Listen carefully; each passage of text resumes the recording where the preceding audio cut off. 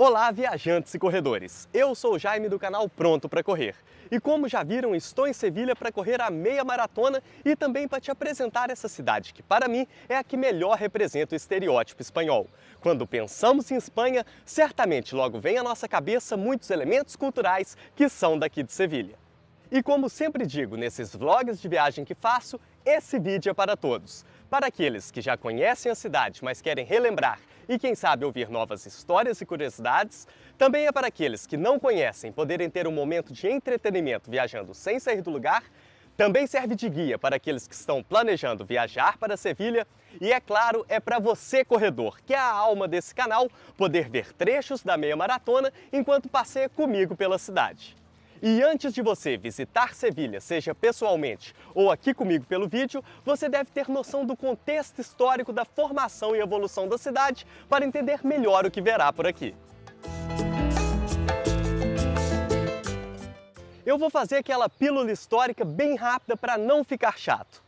A cidade foi fundada no século VIII a.C. pelos Tartésios, que, para quem não sabe, assim como eu também não sabia, foram a primeira civilização ibérica conhecida que ocupava essa região aqui da Andaluzia. Os Tartésios chamavam a cidade de Hispal. Séculos mais tarde, no ano 206 a.C., as tropas do Império Romano chegaram à cidade, que passou então a se chamar Hispalis. Vale lembrar que durante a Roma Antiga, toda a Península Ibérica era chamada de Hispânia, que mais tarde viria a dar nome a este país e também às pessoas com ascendência nessa região, os hispânicos.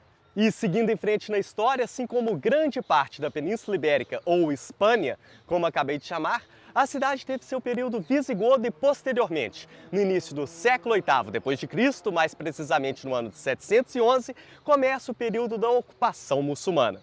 Foram os mouros que mudaram o nome da cidade para Estibilha, que mais tarde viria a se tornar Sevilha, como conhecemos. Vocês irão notar ao longo do vídeo que diversos elementos da cultura árabe ainda permanecem muito presentes e nítidos na cidade.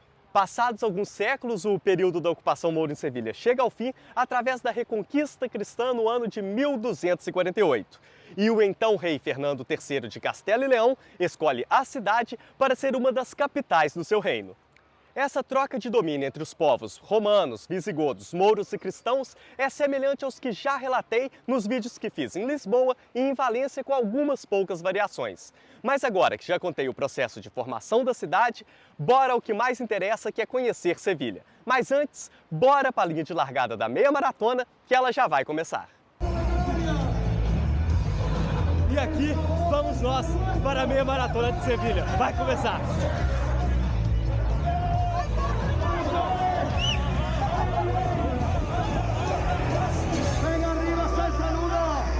Que veo poca gente saludando,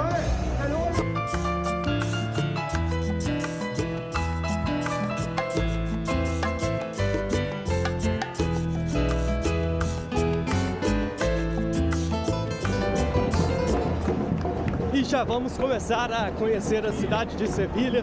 No primeiro lugar que eu vou levar vocês para conhecer é o Real Alcázar. Confere aí!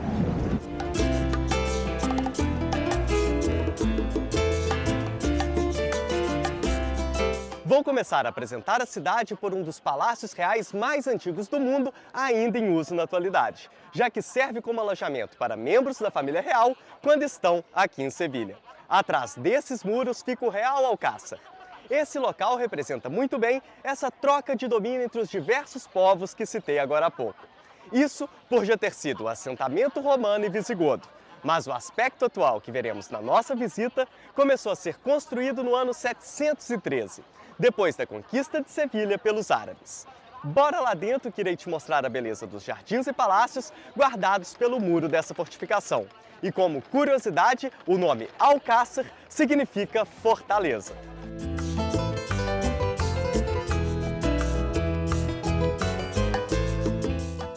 O ingresso custa 13,50 €, mas para não pegar os palácios e jardins cheios, recomendo chegar logo no horário de abertura. Eu já conheço aqui, mas estou voltando agora para filmar para vocês e não irei falar muito sobre detalhes aqui dentro. Isso porque não é necessário. A beleza do lugar já fala por si. Eu só irei mesmo apresentar curiosidades que considero importantes. O Real Alcázar foi declarado Patrimônio Mundial pela Unesco, juntamente com a Catedral da cidade e o Arquivo das Índias, que ainda irei mostrar nesse vídeo. Mas não tinha como eu começar a apresentar a cidade por outro local senão por aqui. Independente do preço salgado do ingresso, do calor que costuma castigar no verão, podendo até mesmo passar dos 40 graus, e das enormes filas, vir a Sevilha e não visitar o Real Alcázar é mais pecado do que ir a Roma e não ver o Papa.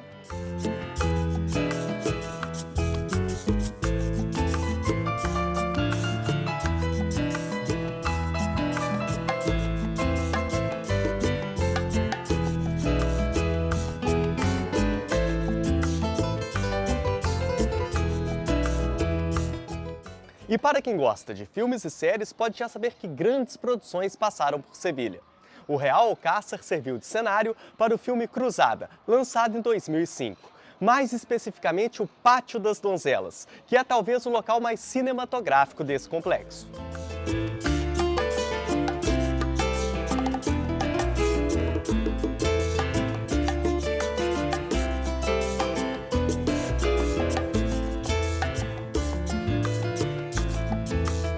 Outra produção mais recente que utilizou o Real Alcázar como cenário foi a consagrada série Game of Thrones. Aqui é onde foram gravadas as cenas do Reino de Dorne, que aparece diversas vezes na quinta temporada e que deu bastante destaque para os jardins do Alcázar, apesar de também ter utilizado o cenário dentro dos palácios, como o próprio Pátio das Donzelas e o Salão dos Embaixadores, que fica logo ao lado.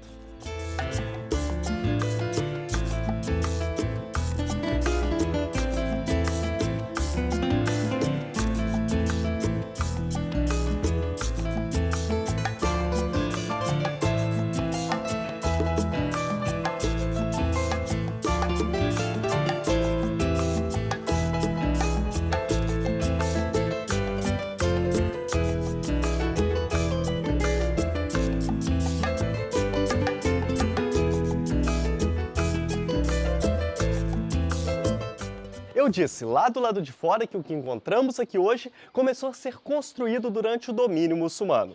E o Pátio do Gesso é o principal símbolo do que resta dessa época da ocupação moura.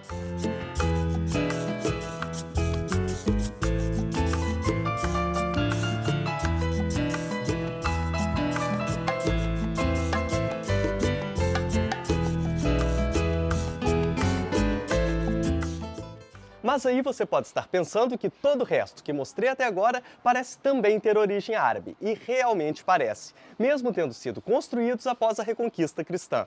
Isso porque foram feitos em estilo mudéjar, que é um estilo tradicional dessa região da Península Ibérica que incorporou influências muçulmanas aos estilos artísticos cristãos, como o gótico e renascentista.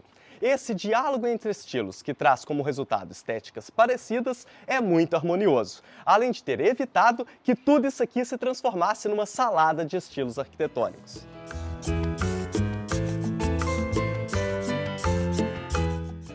E a história das grandes navegações passa por aqui.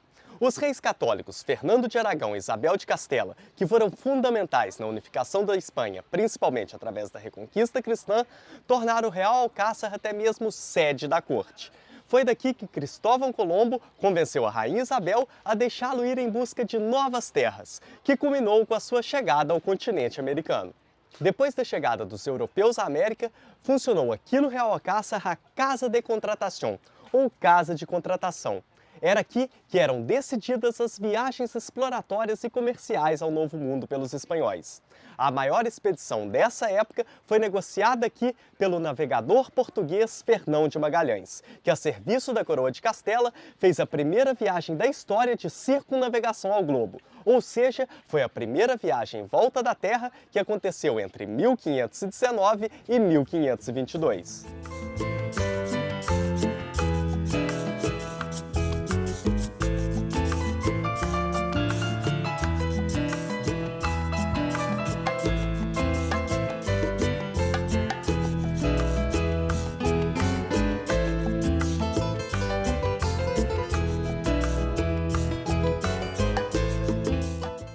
Esse complexo de palácios e jardins é bem grande e merece ser visitado com bastante calma. E é muito engraçada a sensação de tranquilidade que sentimos aqui dentro dos muros. Nem parece que está localizado bem na parte central da cidade.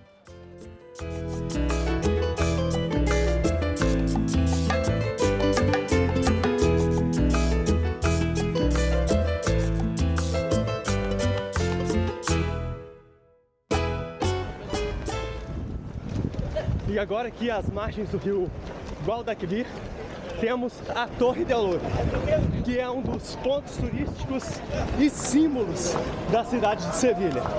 Confere aí que eu vou te contar mais detalhes sobre essa torre.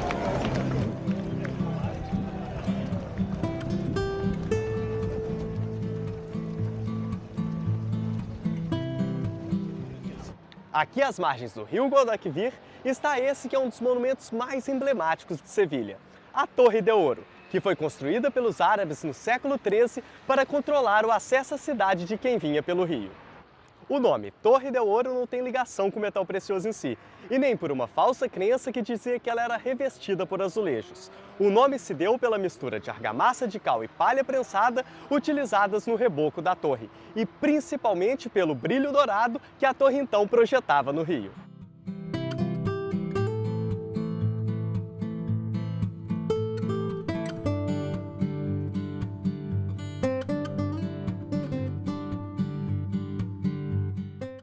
Como podemos ver, a torre é dividida em 3 níveis. O primeiro foi construído em 1220, ainda na época da dominação muçulmana.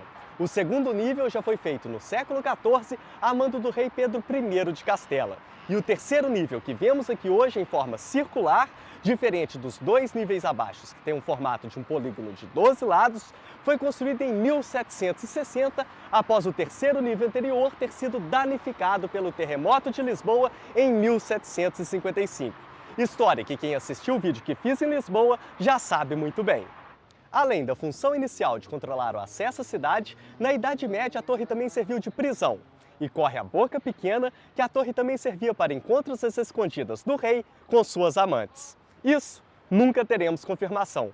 O que sabemos é que hoje em dia a torre funciona como um museu naval para quem tiver interesse em conhecer. Temos ali do outro lado do rio Guadalquivir o bairro tradicional sevilhano de Triana. Eu atravessei a ponte de Triana e contei para vocês melhor sobre esse bairro e suas tradições. Confere aí.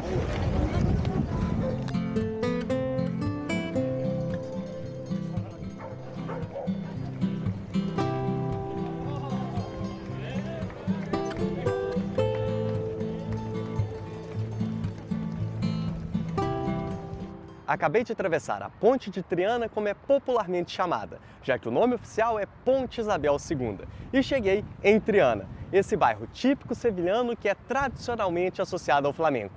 Essa combinação de música, canto e dança de origem cigana e mourisca, que é como eram chamados os antigos muçulmanos que foram batizados na fé católica após a reconquista cristã da região. E além do flamenco, o bairro de Triana também apresenta a tradição na produção de cerâmica, tão famosa nessa região.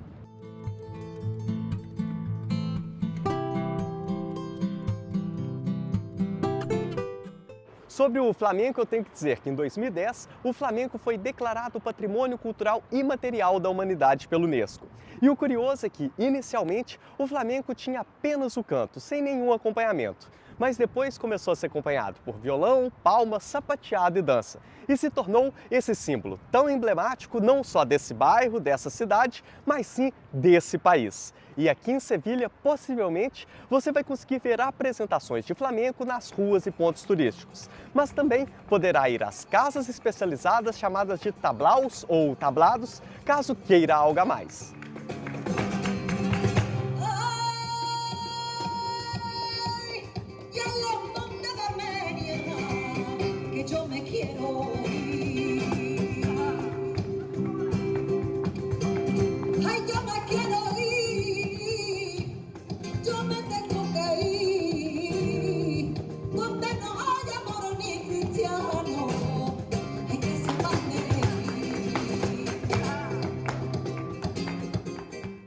sobre a cerâmica, temos aqui no bairro o Museu da Cerâmica de Triana, que também é conhecido como Centro de Cerâmica de Triana. O prédio foi reformado e o museu criado para manter a memória de uma das últimas fábricas de cerâmica mais típicas do bairro, a Cerâmica Santana. E o ingresso da visita do Real Alcázar traz como bônus a entrada nesse museu. Por isso, vale a pena nem que seja uma visita rápida.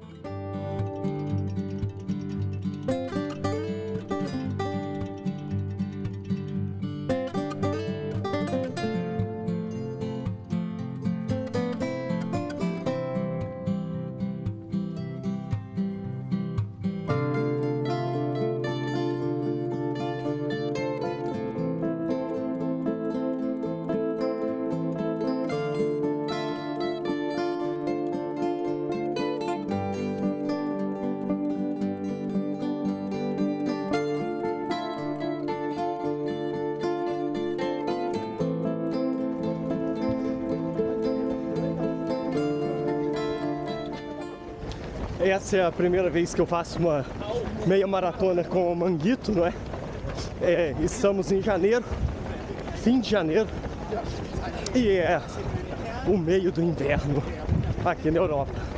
Mesmo Sevilha sendo uma cidade quente, no verão a temperatura máxima que passa dos 40 graus, a sensação térmica pode até mesmo chegar perto dos 50 graus.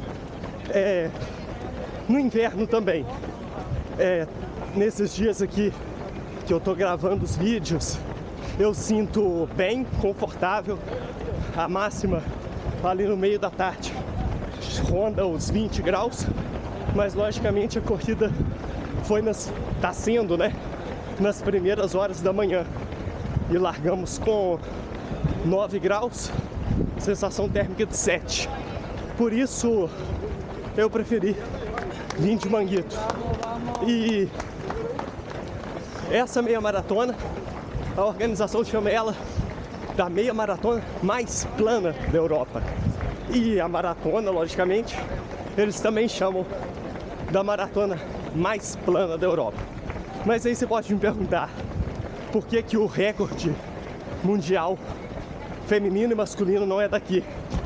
Isso acontece porque a prova passa em ruas centrais da cidade, que são apertadas. E devido a essas várias curvas e ruas apertadas, curvas até em 90 graus, impedem o desenvolvimento dos atletas de elite para conseguir essa tentativa. Mas é claro, também isso envolve cachê, quem eles trazem para competir. Mas para nós amadores é uma prova ideal. Temperatura ótima, rondando os 10 graus, e a cidade completamente plana. Vamos seguir em frente, confere aí mais um pouquinho da cidade de Sevilha.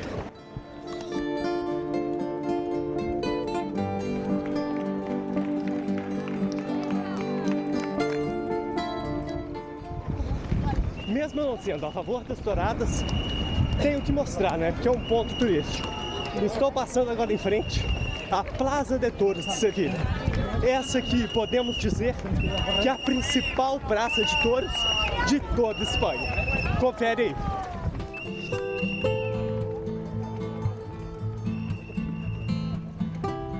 Estou na Plaza de Touros de Sevilha, essa que é conhecida popularmente como a Catedral da Tourada. Mesmo que a Plaça de Toro de las Ventas, que fica em Madrid, esteja localizada na capital do país, essa aqui é a mais antiga e tradicional.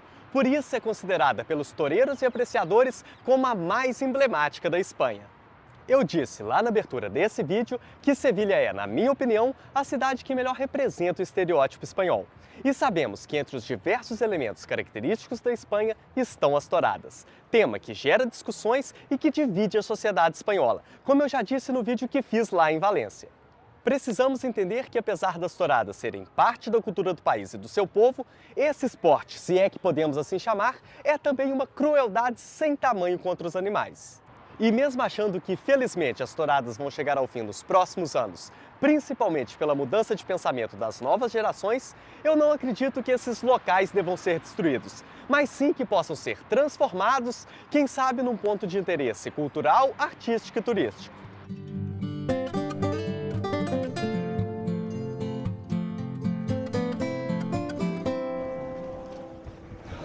Entramos agora na parte mais central, mais histórica de Sevilha, e então as ruas começam a ficar mais apertadas. Como eu disse, e também fazemos muitas curvas aqui nesse trajeto.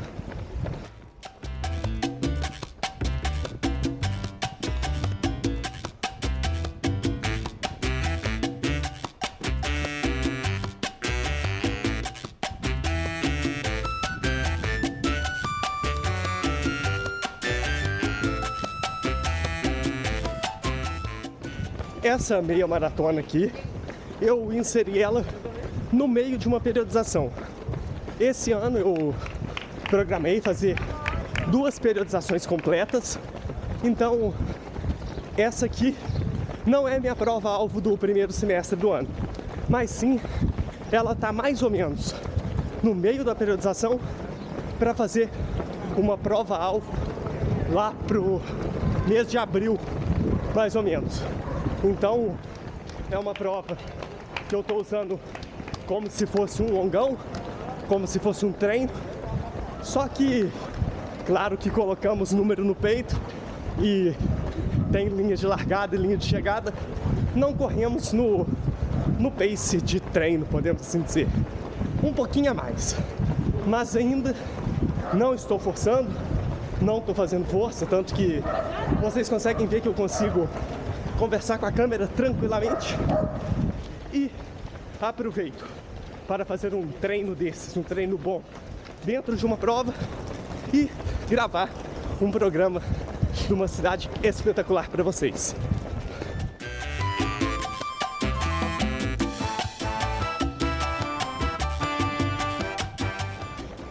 E agora vamos passar aqui embaixo de um dos pontos turísticos da cidade, de uma construção moderna da cidade, que são as Setas de Sevilha.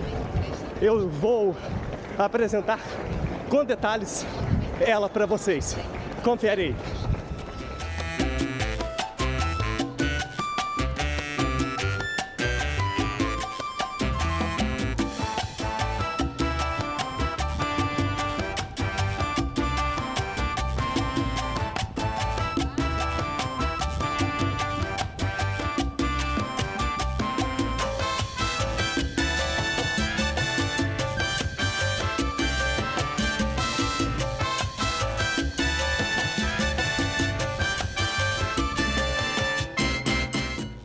Essas aqui são as Setas de Sevilha. Mas aí você pode olhar para essa estrutura enorme de madeira e pensar, mas o que isso tem a ver com setas? A palavra setas é um falso cognato, então o nosso portunhol não vai salvar nessa situação. Seta em espanhol significa cogumelo, então por causa do seu formato, esse aqui são os cogumelos de Sevilha, que começou a ser construído em 2005 e foi inaugurado em 2011. Mas para entender como esse ponto turístico foi feito, deixa eu te contar a transformação ao longo dos tempos dessa praça, a Plaza de la Encarnación. Até meados do século XIX, tínhamos nesse local um convento medieval, que depois de ser abandonado passou a servir de um mercado improvisado. Com o passar das décadas, esse mercado cresceu e foi construída uma estrutura adequada para o seu funcionamento. Só que com o passar do tempo, o mercado acabou por entrar em decadência e foi abandonado, até que em 1973 acabou por ser derrubado. Depois da sua demolição, essa área aqui foi toda cercada, até que na década de 1990, a Prefeitura de Sevilha resolveu construir um estacionamento. Então iniciaram aqui obras de escavação para a construção de um estacionamento subterrâneo. Mas aí foram descobertos restos arqueológicos enterrados nesse local. Então cancelaram o estacionamento, chamaram os arqueólogos e descobriram vestígios das antigas civilizações que ocuparam esse local ao longo da sua história. Após essa descoberta, foi aberto um concurso público para a transformação da Plaza de la Encarnación. As exigências eram preservar os restos arqueológicos e deixá-los em condições de visitação e criar um espaço para os vendedores do antigo mercado, que agora estavam com bancas improvisadas aqui nas proximidades. Então, o arquiteto alemão Jürgen Mayer venceu o concurso com esse projeto aqui, intitulado Metropol Parasol.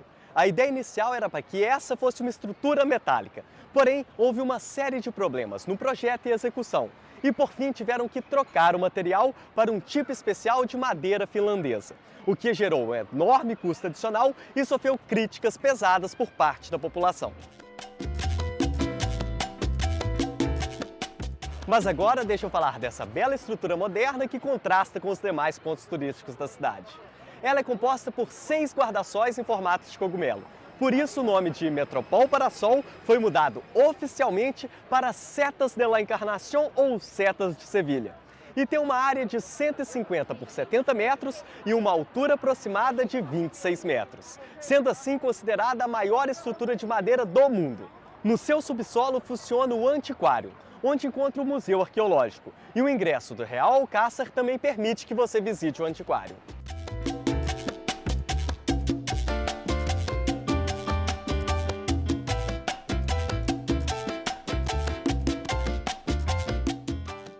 No nível térreo, podemos assim dizer, temos o Mercado de la Encarnación, e subindo as escadas temos o que é chamado de Plaza Maior, que é diferente de qualquer outra plaza maior na Espanha.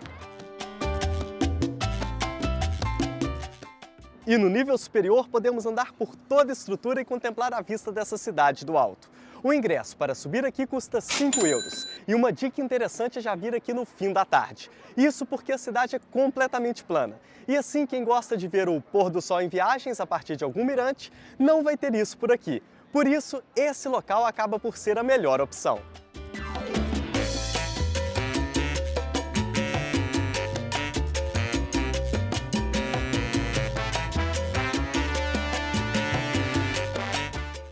Fora isso, vir aqui próximo ao pôr do sol vai te permitir ver a iluminação durante a noite, que por si só é um espetáculo.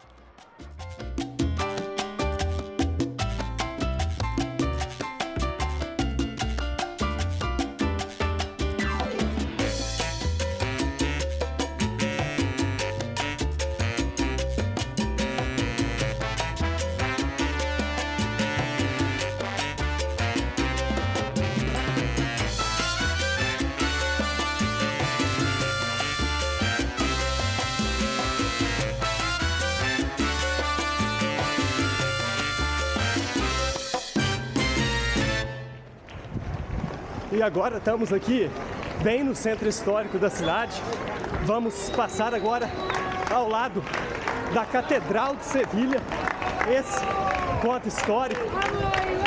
Essa que é o quarto maior templo católico do mundo, que tem também essa torre que é a Giralda, que eu vou apresentar agora para vocês. Confere aí.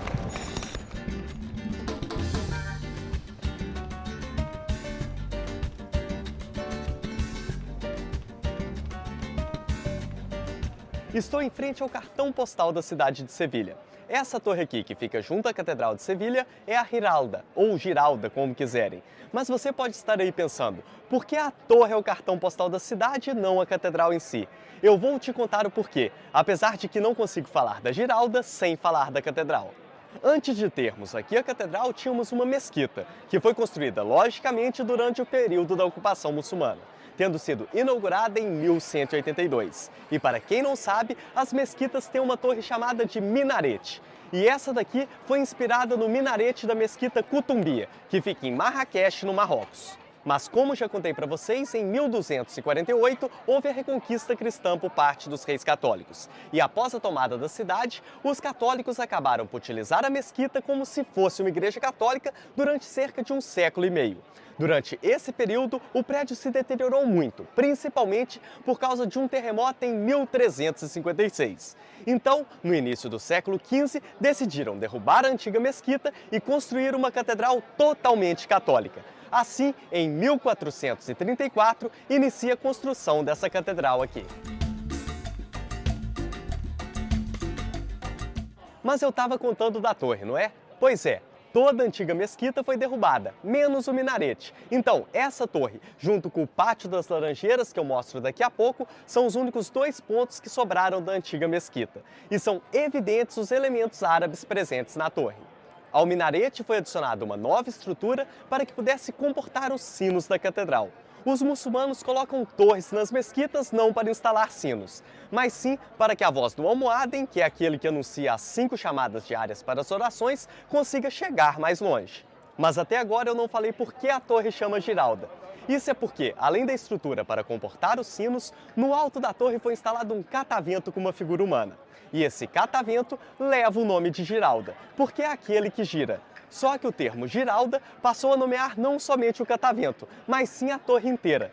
Dessa forma, passaram a chamar o catavento de Giraldilho, ou seja, um diminutivo de Giralda. E para fechar sobre a torre, ela tem cerca de 104 metros de altura e dizem aqui em Sevilha que ela foi durante certo tempo a torre mais alta do mundo.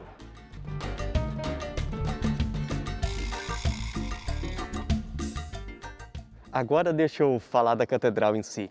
Essa aqui é a maior catedral do mundo em estilo gótico e um dos maiores templos católicos do planeta, ficando atrás somente da Basílica de São Pedro no Vaticano, do Santuário Nacional de Aparecida no Brasil e da Catedral de Milão na Itália. Realmente isso aqui é enorme e por ser tão grande, mesmo sendo uma catedral em estilo gótico, ela conta também com outros estilos de época devido às obras de restauração ao longo da sua existência. Um exemplo de grande obra de restauração foi a que ocorreu após o terremoto de Lisboa em 1755, que acabou por causar danos a essa catedral. Sevilha é um dos exemplos entre as diversas cidades europeias que foram afetadas pelo terremoto que praticamente destruiu Lisboa.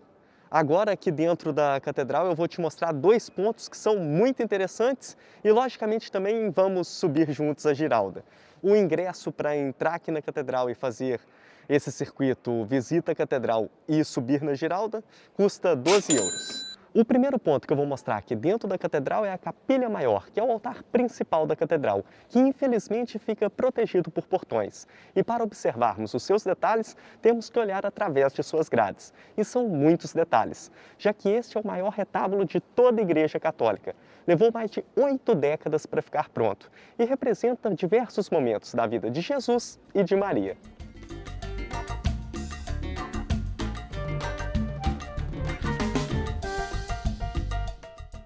E outro ponto de interesse que encontramos nessa catedral é o túmulo de Cristóvão Colombo. Mas até o corpo do navegador vir parar no imponente túmulo que temos aqui, ele percorreu muito chão. Colombo morreu em 1506 e foi enterrado inicialmente em Valladolid, aqui na Espanha. Anos depois, o corpo foi trasladado para um mosteiro aqui de Sevilha. E décadas mais tarde, foi para a Catedral de Santo Domingo, na República Dominicana, onde ficou por mais de 2 séculos. Com a conquista francesa da ilha de Santo Domingo, em 1795, o corpo do navegador foi para Havana, em Cuba. E somente após a Guerra de Independência cubana, em 1898, que seus restos mortais vieram finalmente aqui para a Catedral de Sevilha. E o monumento conta com 4 arautos carregando o caixão de Cristóvão Colombo, e cada um deles representa os reinos espanhóis da época das navegações: Aragão, Castela, Leão e Navarra. E para termos a vista lá de cima da torre, a subida na Giralda é feita quase toda por uma rampa, que foi construída assim para que o almohadem subisse a torre a cavalo para chamar os fiéis para oração, já que ele fazia isso 5 vezes ao dia. Somente a parte final, que foi adicionada pelos católicos ao instalar os sinos, que tem algumas escadas.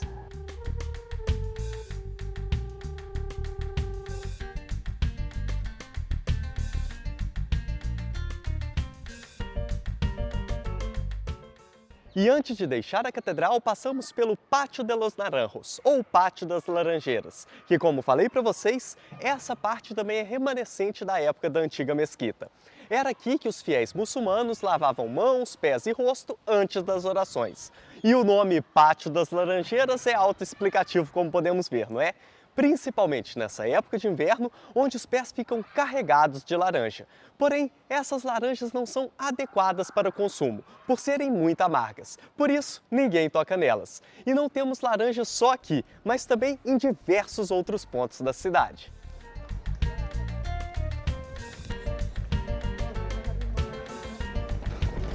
Aqui, ao lado da catedral, temos outro prédio histórico, que é o Arquivo Geral das Índias, que é um prédio que reúne os documentos da época da colonização espanhola das Américas.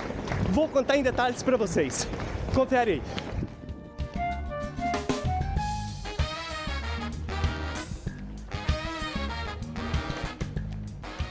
Esse prédio aqui foi construído em 1572 para ser a sede do Consulado de Mercadores de Sevilha. E a história por trás dessa construção é bastante interessante. Os mercadores da cidade se reuniam aqui nas cercanias da Catedral de Sevilha. E quando chovia, eles iam para dentro da catedral para continuar a fazer suas negociações. Isso deixava os bispos furiosos, a ponto do arcebispo de Sevilha enviar uma carta ao rei Filipe II dizendo que essa situação não poderia continuar. Foi aí que o rei viu a necessidade de construir um prédio para os mercadores, já que com a chegada dos espanhóis na América, a cidade tinha ganhado grande importância comercial. Assim, foi construído esse edifício em estilo renascentista.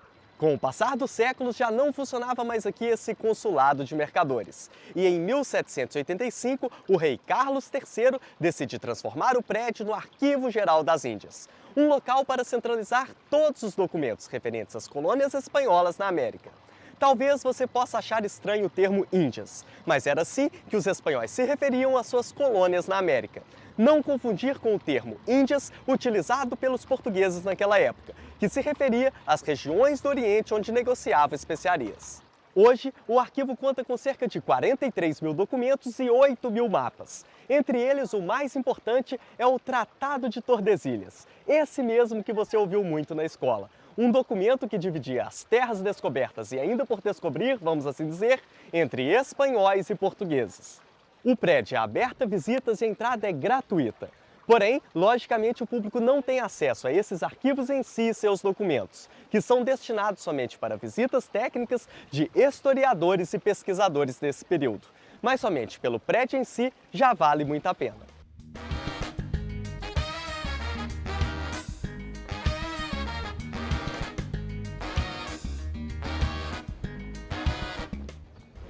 Aqui ao lado temos um dos campos da Universidade de Sevilha.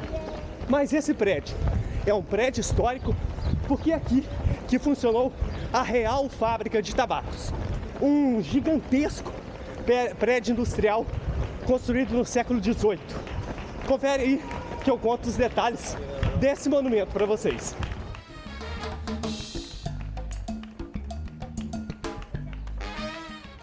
Esse edifício, construído no século XVIII, em que hoje funciona a Universidade de Sevilha, foi anteriormente a Real Fábrica de Tabacos, sendo que na época que estava em plena atividade, chegou a ser considerada a maior construção industrial do mundo. Para você ter noção do tamanho desse prédio, irei mandar esse menino aqui lá para cima para termos uma visão aérea.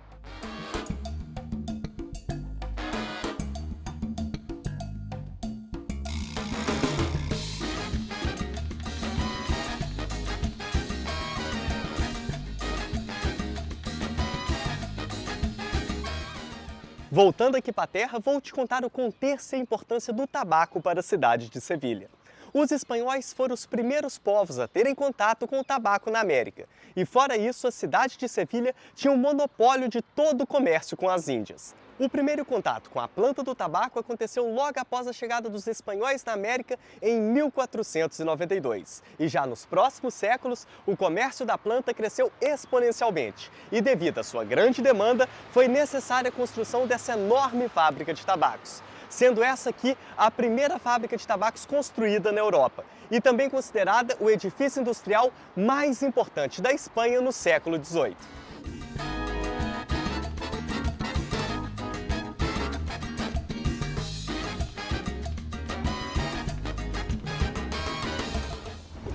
Já estamos quase no quilômetro final da prova e vamos agora entrar no Parque Maria Luísa e correr pela praça que, na minha opinião, é a praça mais bonita da cidade.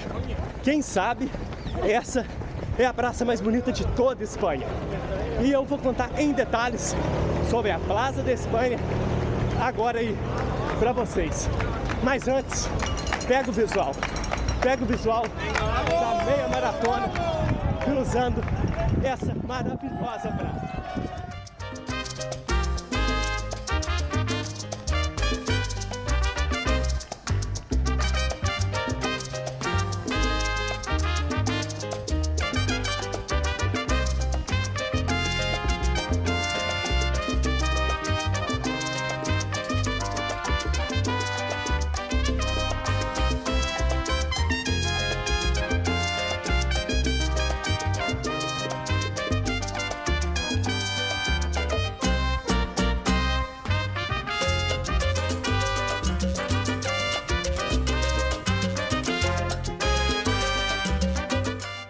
Em muitas cidades da Espanha encontramos plazas de Espanha, mas nenhuma delas vai ser tão gigantesca e monumental como essa daqui de Sevilha.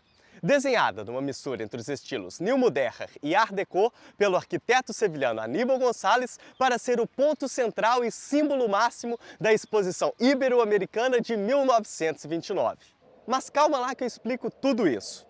O estilo Moderna é aquele que falei para vocês lá no Real Alcázar, que utilizou de elementos muçulmanos mesmo após a reconquista cristã. O Neomoderna é uma reinterpretação desse estilo séculos mais tarde, que aqui é combinado com o Art Deco, que é um estilo que entrou em voga na Europa justamente nessa época, nas primeiras décadas do século XX. Art Deco é a abreviação de artes decorativas, estilo que representou luxo, glamour, exuberância e fé no progresso social e tecnológico. E a exposição ibero-americana, na realidade, aconteceu como uma contrapartida da Exposição Internacional de Barcelona, que também aconteceu no mesmo ano. Enquanto a Expo de Barcelona abrigou países europeus, mais Estados Unidos e Japão, a Expo de Sevilha teve como participantes os países latino-americanos, mais Estados Unidos e Portugal. Essa exposição contou com 117 construções aqui no Parque Maria Luísa, que é onde está a Plaza de Espanha. Desses prédios, alguns ainda permanecem em pé até os dias de hoje.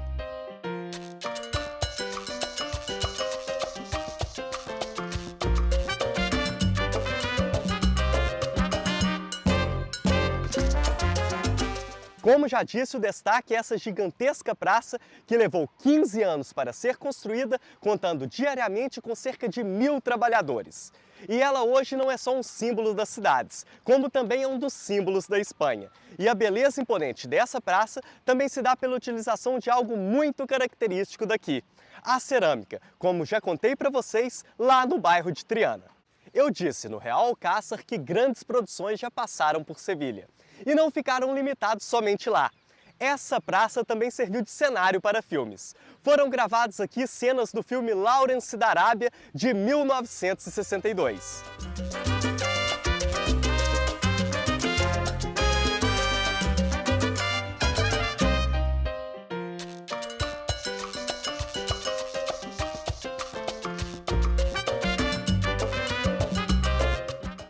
Mais recentemente do filme O Ditador, de 2012, onde foram utilizados recursos de edição de imagem para caracterizar o cenário de uma forma cômica e exagerada.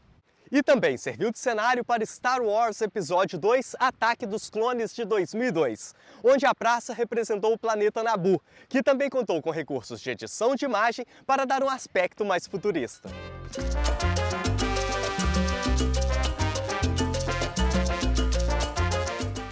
Falando da praça em si, ela é impressionante e magnífica de vários ângulos e apresenta algumas curiosidades bem legais. Esse canal aqui, que cerca a praça, conta com 4 pontes para que possamos atravessar rumo ao edifício principal, e cada uma delas representa um dos 4 antigos reinos da Espanha. No prédio principal, em formato de meia-lua, temos 48 nichos decorados com azulejos, em que cada um representa uma das 48 províncias da Espanha. Para você ter noção do que são as províncias, a Espanha tem uma divisão política administrativa em comunidades autônomas. E dentro dessas comunidades autônomas, temos as províncias. Cada nicho traz particularidades da província que está representando, como um mapa, brasão e uma pintura contando um momento histórico relevante da região.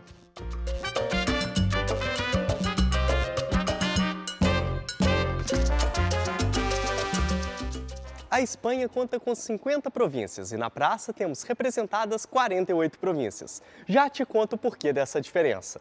Na época da construção, Tenerife e Gran Canária eram uma única província, chamada Islas Canárias ou Ilhas Canárias.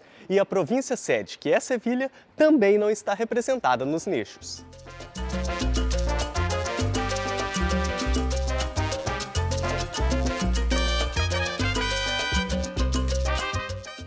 Atualmente funcionam aqui na praça algumas instalações públicas administrativas, tanto do governo espanhol quanto do governo regional da Andaluzia.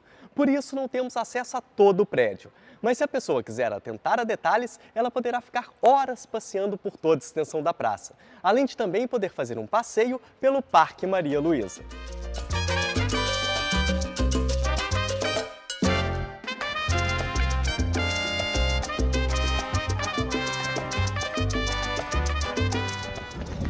Saímos da Plaza de Espanha, estamos agora aqui dentro do Parque Maria Luísa e já falta alguns metros só, menos de meio quilômetro, para o fim da meia maratona de Sevilha. Foi demais apresentar essa cidade para vocês, essa prova que é realmente muito plana, merece o título que a organização dá de meia maratona mais plana da Europa. E confere aí os metros finais dessa meia maratona. Estamos chegando e por aqui sempre pronto para correr.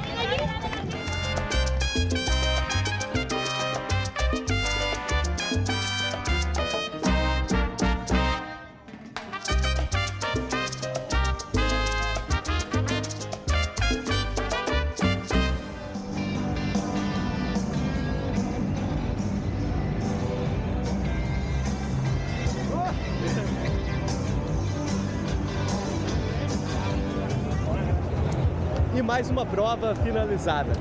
Tá aqui a medalha da meia maratona de Sevilha.